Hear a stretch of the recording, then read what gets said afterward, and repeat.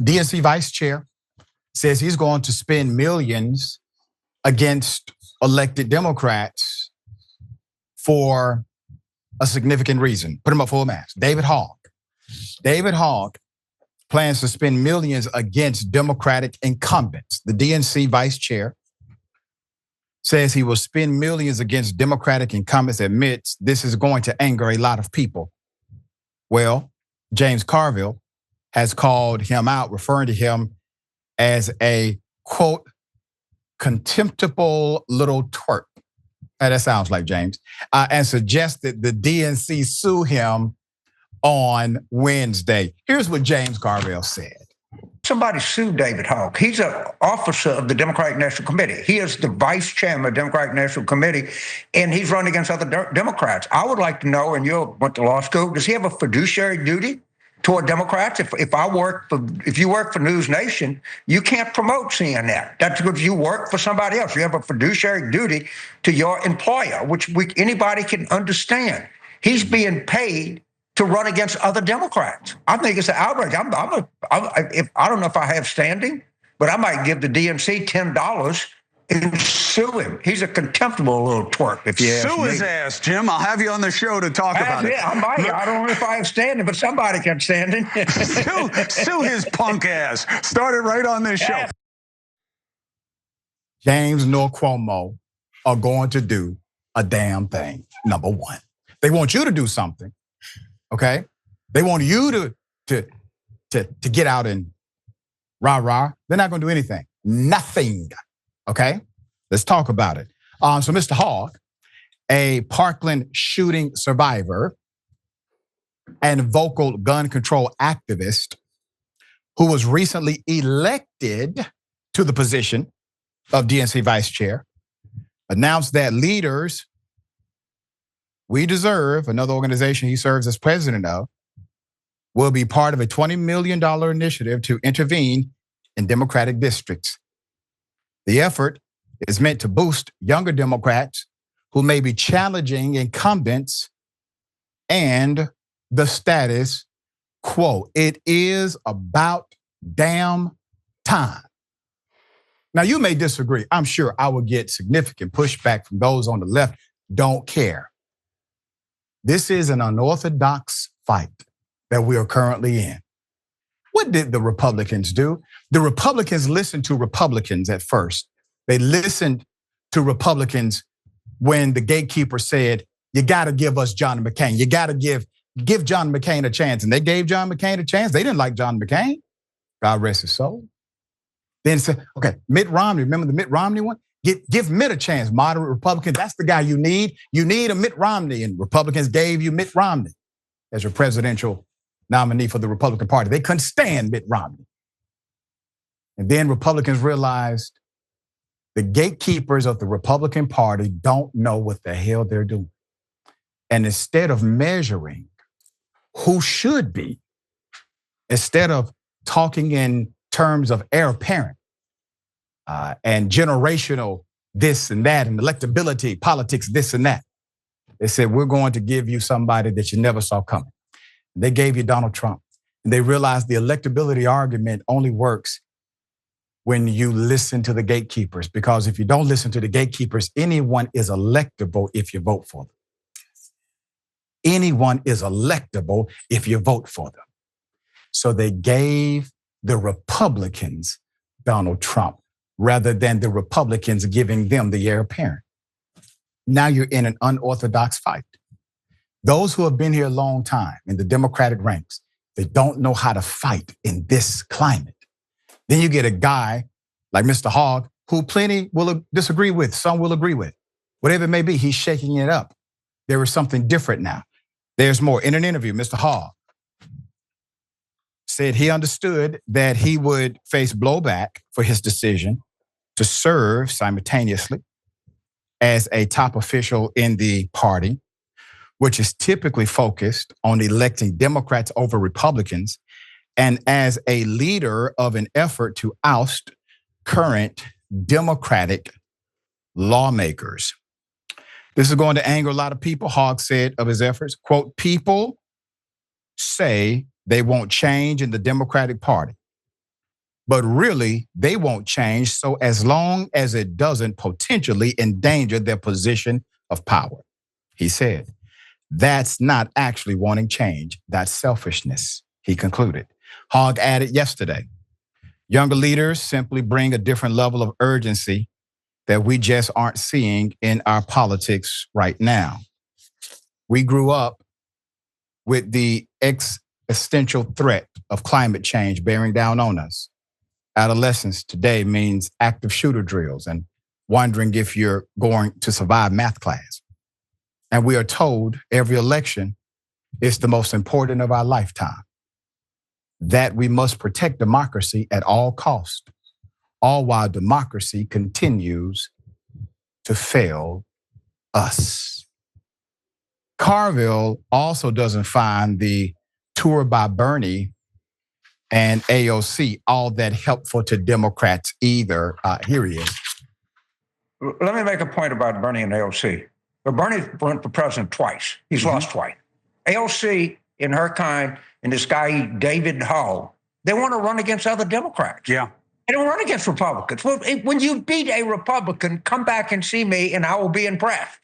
But if you're spending all your time, and I think that's the real problem.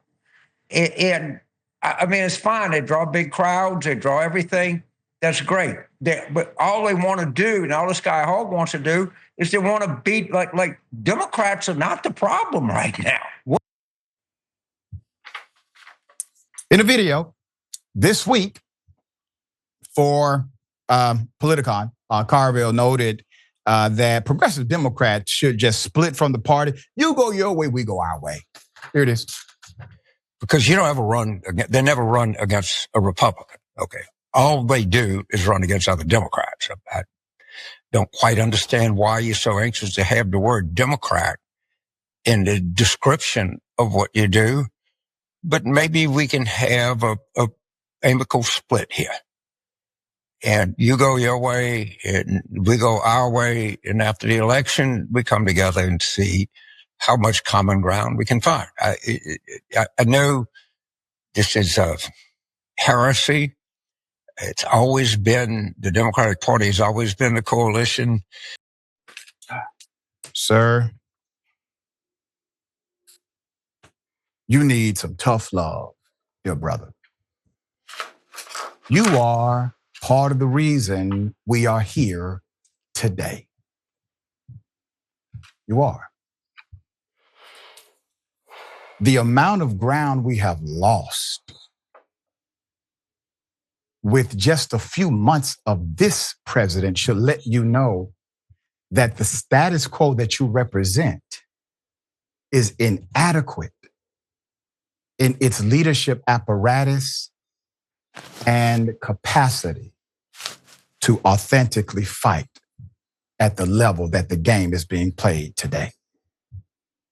Instead of using your precious airtime and going after the white supremacist culture that has taken root again in America, you took the opportunity to come against the progressive voices that are adjacent to the democratic movement who care deeply about what's happening today.